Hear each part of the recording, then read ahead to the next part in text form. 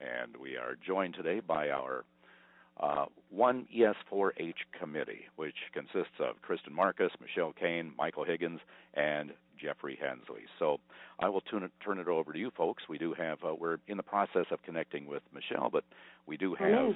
I'm here. Oh, okay, wonderful. And so welcome aboard. I'll turn it over to you folks. Thank you. I guess we're just waiting for questions.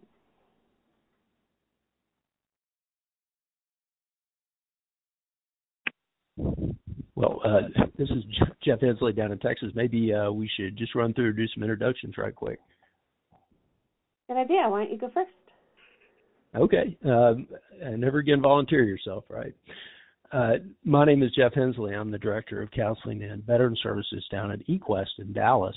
I've been here for about 6 years. Prior to that, I spent 21 years as a fighter pilot in the Navy. I did a couple of combat deployments to Iraq and actually got introduced to equine therapy when I came back from the second one, and started seeing, had a lot of difficulties with my own transition and saw some kind of behavioral issues with my children. They started working with a social worker who was doing equine therapy, and it wound up really being a game changer for all of us. So that's how I got interested in this field. I actually got over to eQuest through a fellowship with an organization called The Mission Continues 6 years ago. And at the conclusion of that fellowship, I went ahead and became staff. So since then, we have been working on developing our veterans program down here, which originally, 2012, we had one participant. Now we see about 300 to 350 veterans and military family members each year. So got on this committee. I was super excited to be invited. I think it's a great way to, start to develop best practices, start that conversation going, and work on getting this type of intervention for veterans and military families moved into the mainstream. And I also think it's a great vehicle for, kind of building the cultural competency of other professionals that are doing this work. It's awesome. So I'm Michelle Kane. I am located in Loveland, Colorado. I'm a retired Marine major, retired in 2011. And I went through CSU's Equine Science program and realized that I have a master's in counseling, and I wanted to work with veterans. So horses, veterans, and counseling, I hit the trifecta, to use a horse term. And I'm the program director here at Hearts and Horses in Colorado. And we have a veterans program here, and I'm in charge of that, as well as some other programming that we have. And I was real excited to be invited to be part of the Equine Services for Heroes Path Committee as well, because I feel like there are so many centers out there that really want to help veterans but just aren't clear how. And so anything that we can do to help those centers get on their feet or get going or get started, or even those that are already going, get some of their ideas of what makes things work to pass on to other centers that might need help. I'm also an instructor in the online course, ES4H course, online, which is a lot of fun. I get to meet lots of people every couple of months when we have the course, and hopefully they are taking their knowledge and helping their centers build veterans programs. This is growing exponentially, and I really feel like once we get more and more data on the good that it's doing, TRICARE and other insurance companies are going to see it for what it is and start helping with funding, which seems to be one of the biggest questions people have. So that's me.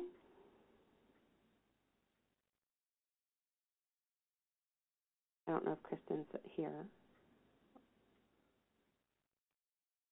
Not. Are there any questions that you have seen yet on the? We do have a question that just came in stating that we are in year 7 of our veteran program, but we still struggle to get a full roster each session. Any ideas on attracting veteran participants?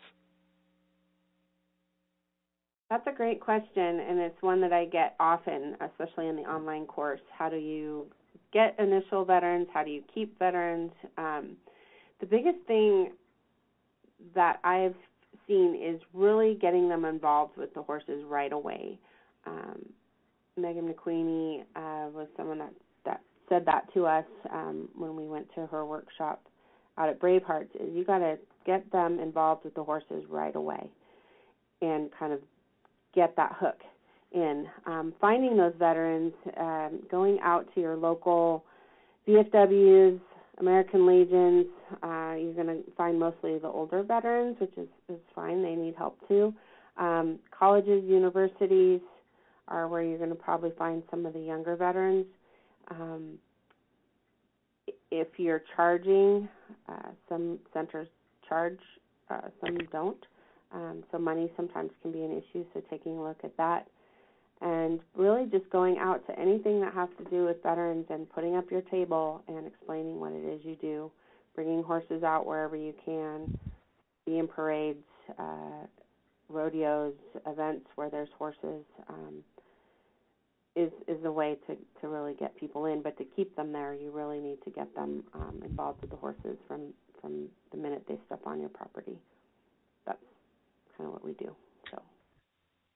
Yeah, I'd kind of chime in on that too. I mean, we're in the 7th year of our program down in Dallas, and a lot of what we did was, like you mentioned, we went out and connected with a lot of the veteran service organizations here in the area, not just the legacy VSOs like the Legion and VFW, but we went out and we started getting involved with the Mission Continues, with Team Rubicon, with Team Red, White, and Blue, and now the Travis Manning Foundation has been real big down here. And some of those VSOs that are very much targeted on the OIF, OEF crowd. And it's a small community. Once the word gets out there, then the growth of at least the program down here has been exponential. And I think that's really been key to sustainability too. Is they come out and they have a good time together. They they typically know somebody that's here the first time they show up at the ranch, and that kind of makes it a low threat environment as well. And then the horses, of course, sell themselves. Exactly, and I think you made a good point about the newer organizations that are out there, really kind of tapping into those for veterans that you maybe never heard of equine-assisted therapies, and maybe even not using the word therapy, because that tends to make them shy away a little bit.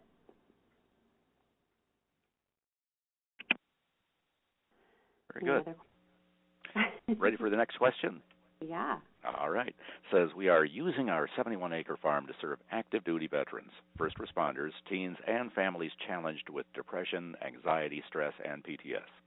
Any suggestions on how we should approach VA Hospital and other veterans organizations? Huge family background with military, including MOH recipient, but want to use our program to bridge relationships for servicemen and women. Can I jump in on this one? Yeah. So my suggestion on this one for starting out the relationship with the VA is to go directly to your mental health center at your VA, if you have one, or the Mental Health Resource Center, because they're going to be the ones who would get the program going, and they can help you talk to those higher up. So your head of your VA or whatnot, you can use them to help you with that. For us here in Wyoming, and we do work directly with our VA mental health programs, and in fact, we serve 4 of their residential mental health groups here. That's how we did it, is we went directly to the residential mental health clinicians and their director and said, hey, this is what we want to do. This is how we'd like to do it. What are your thoughts? How can we make this work? And then they helped us go straight to the top to the director and get it all approved and get it going. That would be my suggestion, because that worked for us. Others may have other suggestions, but that did work for us. That's great advice, is to physically go, because I feel like any other avenue, whether it's phone or email or things like that, are not going to get you in the door. Standing and they can easily ignore those. Yes.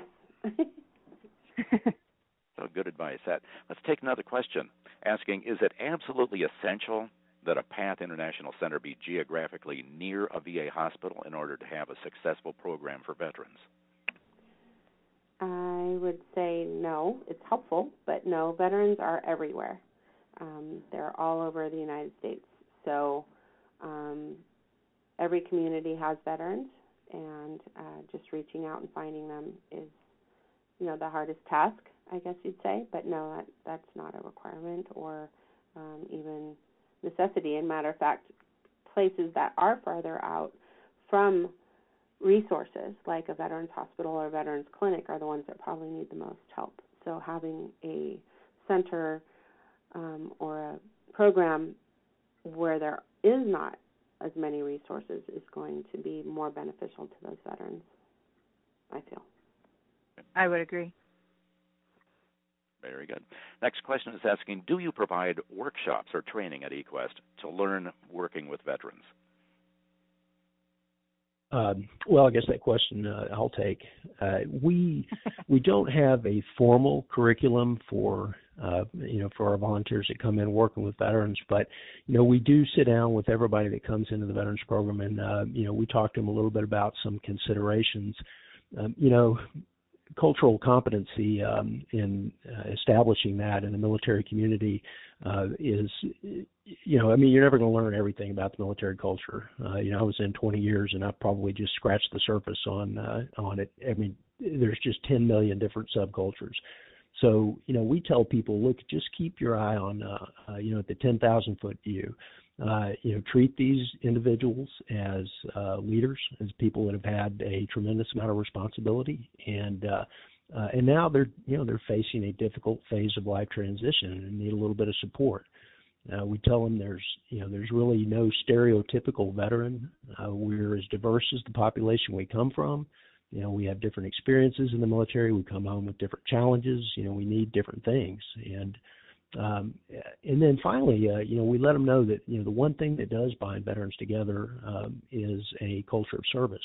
We've all been indoctrinated in this idea of putting mission first, and we know what it means to join together in support of a cause greater than our own self-interest. And that actually can be a catalyst for, finding new purpose and meaning in civilian life. And so, we try to provide opportunities for all our participants to either give back with us or with one of our nonprofit partners, to kind of tap into that culture of service. I agree. Many of our veterans that we have in our program also volunteer or started here volunteering, and that sense of service is something people tend to forget. Like, why did they join in the first place? Well, it wasn't to get rich. It was to serve a higher purpose, and so when they're taken out of that service, whether it's by choice or a medical reason or their time was up and they couldn't reenlist, whatever it is, they're missing. That's kind of a hole.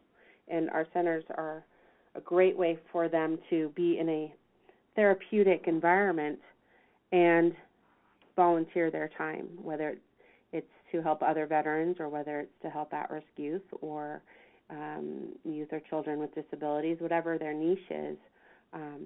Them giving back gives them that sense of purpose, that they're doing something, they're helping someone, and that is huge in the rehabilitation, getting them back to their communities. I have a question from Kelly saying, I hear of some veteran programs not including a licensed mental health professional in their programs.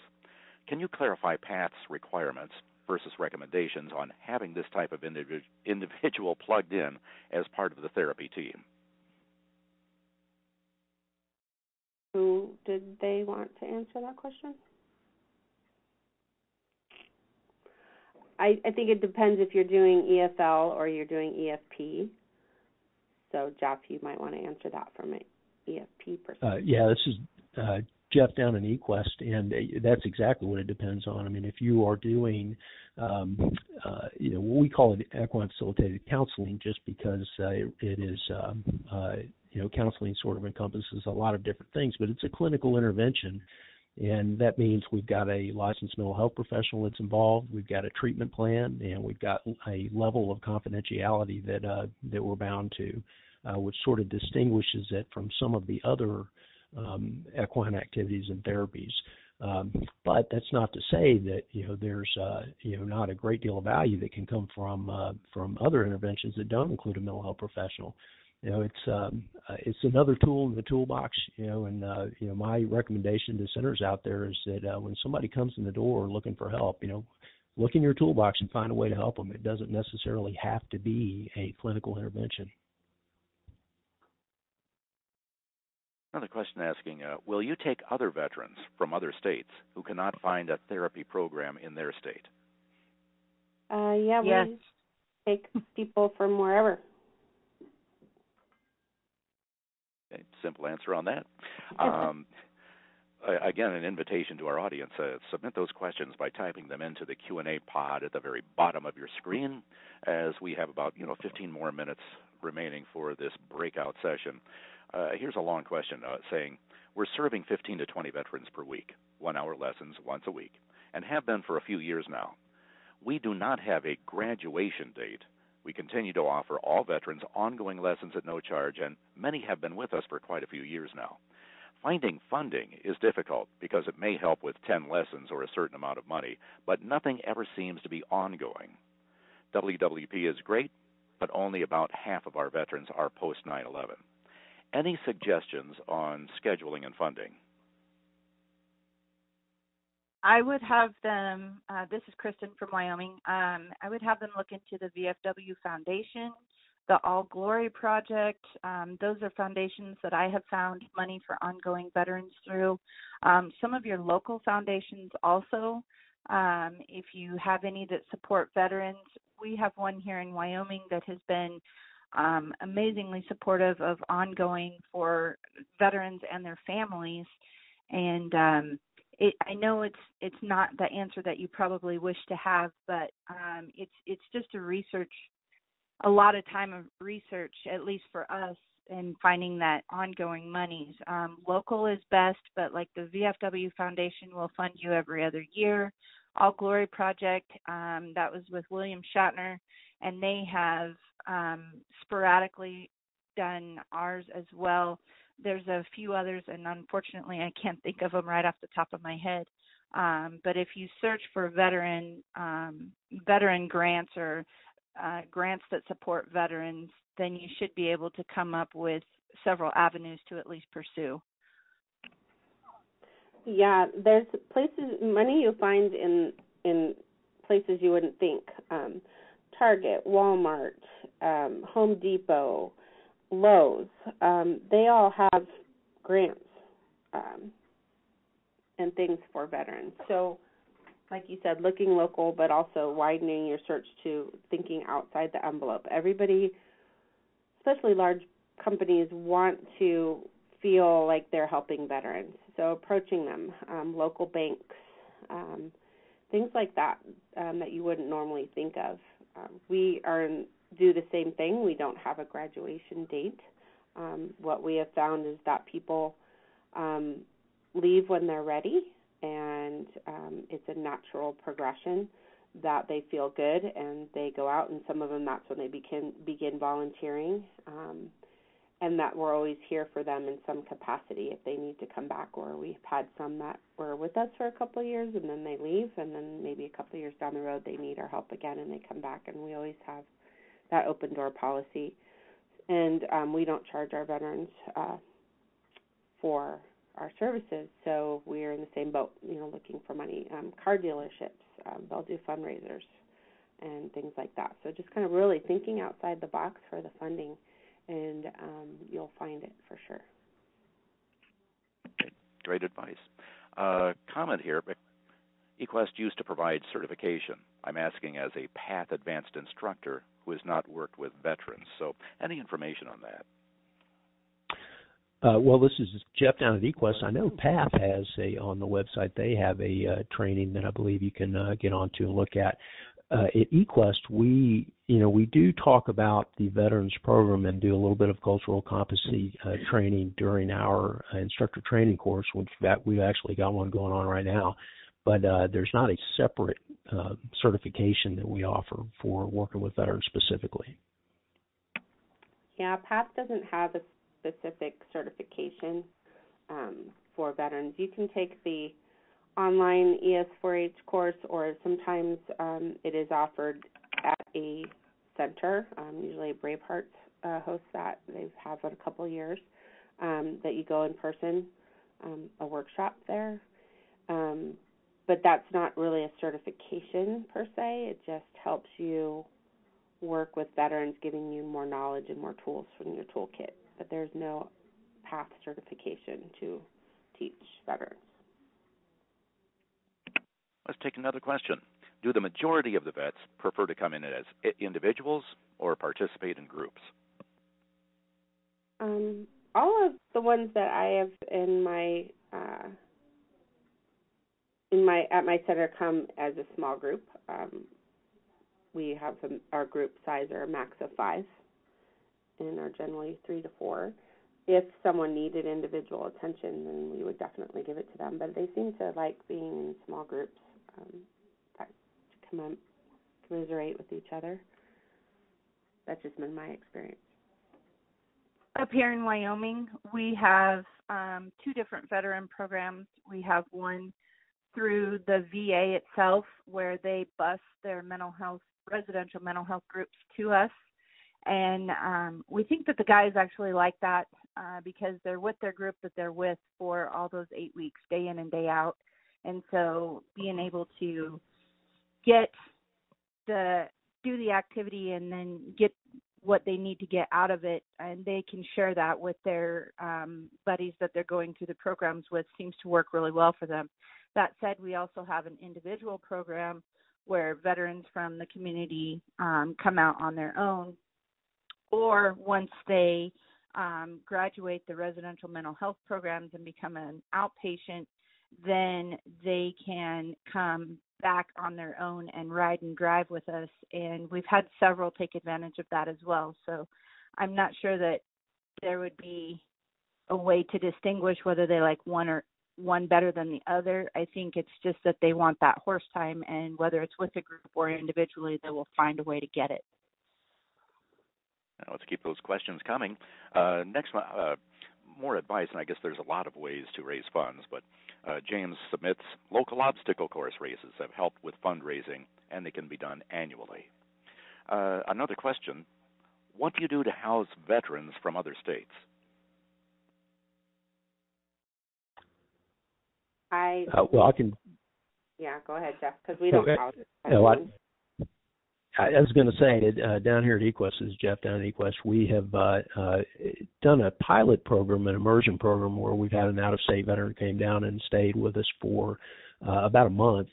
And we actually partnered with one of our other one of the veteran service organizations that we work closely with, called FARM. It's an acronym, stands for Farmers Assisting Returning Military. And one of the things they do is provide internships to develop sustainable farming skills, and they have tiny homes that their participants live in. And so our participant came down and stayed in one of their tiny homes with us for a week, and that's something that I believe we're probably going to scale. So I mean, if there's an interest in working with out-of-state vets and providing some capacity that may be beyond your bandwidth, that's where the partnerships with other VSOs really can be critical. Up here in Wyoming, I would say at least 60% of our veterans are from out of state. Again, they're coming here for the residential mental health treatment. However, they have the opportunity to stay in the domiciliary and then come out and work with us until they can either find their footing and get a place and a job here, or they go back home and get a job and work with a center near their home. We do help them find centers near their homes as well. And with it, I'm not seeing any other questions or comments. We do have a few minutes left, so I would encourage our audience to go ahead and submit any questions you may have for our panel here today.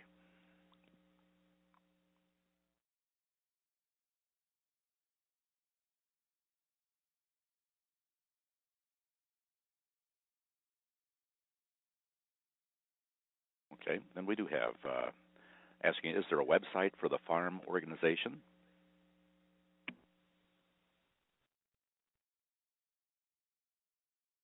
I think that was for Jeff, right? Right. Michelle? I don't have. I'm Okay. sure there is. I don't know where Jeff went, so. Sounds like a job for a Google search. Yeah. Oh, I'm sorry. I'm sorry, y'all. I had myself muted. It's farmingvet.org. Farmingvet.org. Or, I'm sorry, farmvet.org. Farmvet.org. There we go. Does PATH provide any scholarships for veterans participating in programs like ours? Also, does PATH provide any grant funding for programs that are not PATH centers but have PATH instructors? Well, there is the Adaptive Sports Grant for PATH Premier Accredited Centers, but I can't answer the other question. No, I know that there's an ES4H grant that goes out every year. I don't know if non-PATH centers can apply for that. Something that you'd have to ask a PATH person, either Sarah DePape or Rachel Moore, and they can answer that question in more detail, I'm sure. Okay, they can contact Sarah at PATH International as well for details. A question asking, do you have a specific manual for veterans that differs from a typical student manual? This is Kristen from Wyoming. Oh, sorry, go ahead. Oh, no, go ahead. You can go.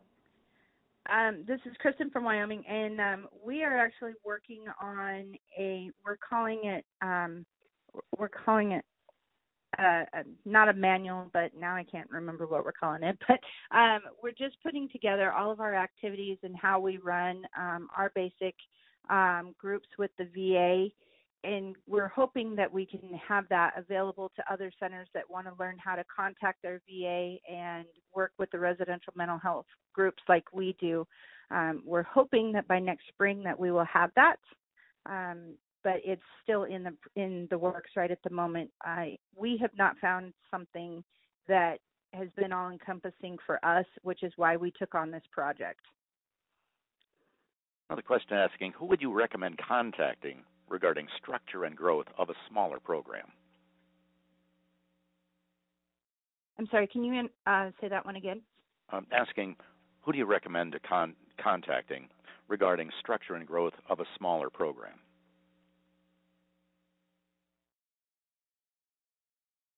It's Jeff down in Equest. I would say reach out to one of the bigger ones. Yeah, I think going and visiting a program more than just contacting them. I get a lot of emails and phone calls every week requesting information about starting a program, things like that. And I can give some information, but I feel like coming to a center and talking in person, a center that's near you or one of the bigger centers, and observing is going to give you better ideas, because each center is different and you can't exactly model after any one center because we're each in our own environments, and but you can glean ideas from different people. And taking that online course, you meet tons of people online in the course with you that you can get lots of great ideas from, because a lot of those people are starting small centers or individual centers, or out of their home or that type thing. So sharing ideas with them is a great way to get really good ideas that are closer to what you're looking for, I guess I'd say. Okay. And we are running out of time, but let's take one more question asking, what is the connection between ES and 4-H?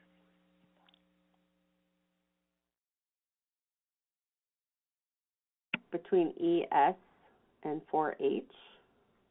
So do they mean the equine services for the heroes? For heroes? If it's that connection? Is that what they're talking about? Hopefully they'll type in with a little more details on that. Oh, there's no hyphen. So equine services for heroes is what it stands for, not 4-H, like 4-H club. Oh. If that's what they were saying. Oh, that's probably what they were asking. It's just the acronym for equine services for Heroes. Okay, so they're asking, what is the connection?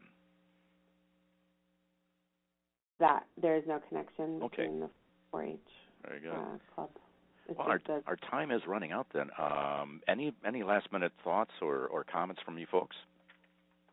No, I just hope everyone's enjoying the conference, and thank you for participating and helping our veterans.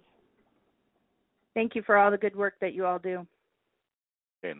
Thank you, Michelle Kane, Michael Higgins, Jeff Hensley, and Kristen Marcus for a lot of terrific information.